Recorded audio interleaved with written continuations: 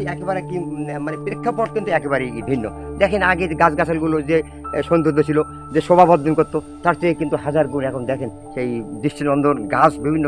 দেখেন জিন্না ভাই, যারা এই বনায়নটা করেছিল, রূপসী বাংলার যারা রূপ সৌন্দর্য কল্পনা করেছিলেন, স্টার্টিং করেছিল, তাদেরকে কিন্তু সাধুবাদ জানাতে হবে। কারণ এই সমস্ত বনায়ন সৃষ্টি করতে যেয়ে কিন্তু অনেক খড়কুটো পোড়াতে হয়, অনেক সংগ্রাম করতে হয়, অনেক ঝুঁক ঝামেলা পোহাতে হয়। এই যে স্পটটা করেছে, আপনি যেমনটি বলছিলেন যে এই শুরুতে কিন্তু এমন ছিল না।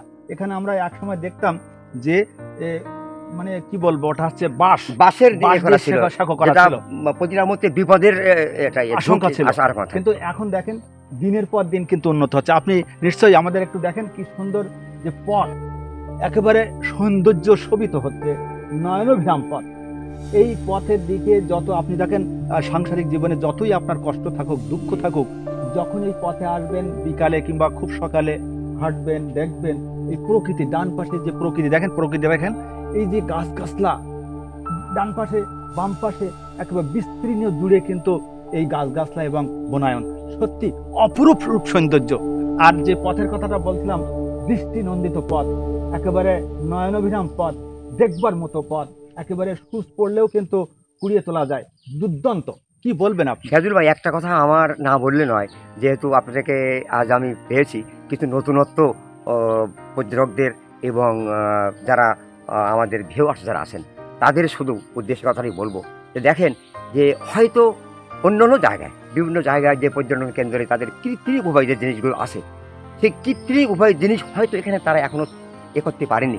তারপরেও প্রাকৃতিক সৌন্দর্যের যে সত্যি রূপরেখা, যে অপরূপ সৌন্দর্যের যে লীলাখেলা, সত্যি এই লীলাখেলা যেন একেবারেই বয়ে চলেছে, যেটি প্রতিনিয়ত কিন্তু দর্শনার্থীদের কিন্তু এখানে আনতে কিন্তু সত্যি না। এখানে আমি একটা কথা আপনার বলি, এখানে যারা দর্শনার্থীদের, বিভিন্ন রকমের দর্শনার্থীদের মনে খোরাক দিতে হবে। জি জি। এখানে আপনার কি মনে হয়, রূপসী বাংলা ম্যানগ্রোভে যারা কর্মকর্তা রয়েছে, অভিভাবক রয়েছে, তাদেরকে কি বলবেন, কি নির্দেশনা দেবেন? এখানে অসংকলন আছে, সংকলন করার জন্য। আসলে সিরাজুল ভাই, দেখেন আপনার কথার সুর ধরে আমি একটু পিছনে চলে যাচ্ছি, যে যেটি প্রাকৃতিক সৌন্দর্যে ভরা অন্য অন্য স্পটগুলো, যেমন কৃত্রিম উপায়, মাফ করবেন, কৃত্রিম উপায়, সেই কৃত্রিম উপায়ে হয়তো উপস্থিতি এখনো যারা আয়োজক তারা কিন্তু এখনো সেই বন্দোবস্ত করতে পারেনি, তারা কিন্তু তাদের নিরলস চেষ্টা চালিয়ে যাচ্ছে। তার মানে আপনি বলতে চাচ্ছেন কিছু এখানে ইলেকট্রনিক সামগ্রী দরকার, যেগুলো শিশুদের মন খোরাক জমিয়ে থাকে। জি জি। হ্যাঁ, খোরাক পূর্ণ হয় এটা। জি। যেমন না, আমি বলি দেবটার ম্যানগ্রোভের যেমন এরকম বাচ্চাদের একটা আছে আর কি, ওখানে কিছুটা হলেও কিন্তু অভিভাবকরা তাদের বাচ্চাদের নিয়ে একটু হলেও কিন্তু তাদের সাথে কিন্তু খেলায় মেতে উঠতে পারছেন এই মুহূর্তে। সুধীমণ্ডলী, আমরা যে আলোচনা করছিলাম যে রূপসী বাংলা ম্যানগ্রোভ প্রাকৃতিক রূপ সৌন্দর্যের এক অপরূপ সৌন্দর্য, এটা আমরা সাধুবাদ জানাই, সাধুবাদ জানাই। কিন্তু যারা কর্মকর্তা মণ্ডলী রয়েছে, অভিভাবক মণ্ডলী রয়েছে, তাদের কাছে দৃষ্টি আকর্ষণ করবে, আপনারা এই ম্যানগ্রোভের সাথে যদি কিছু ইলেকট্রনিক সামগ্রী তৈরি করা যায়, তাহলে দূর দূরান্ত থেকে যারা আসবেন, তারা একদিকে যেমন প্রকৃতি সুখ অন্বেষণ করবে, সাথে সাথে আধুনিক জগতের যে সমস্ত যন্ত্রপাতি রয়েছে, যে সমস্ত খেলনা সামগ্রী রয়েছে, সেগুলো কিন্তু চড়তে পারবে, অর্থাৎ রাইডার এবং অন্যান্য জিনিসপত্র যেগুলো আছে সেগুলো।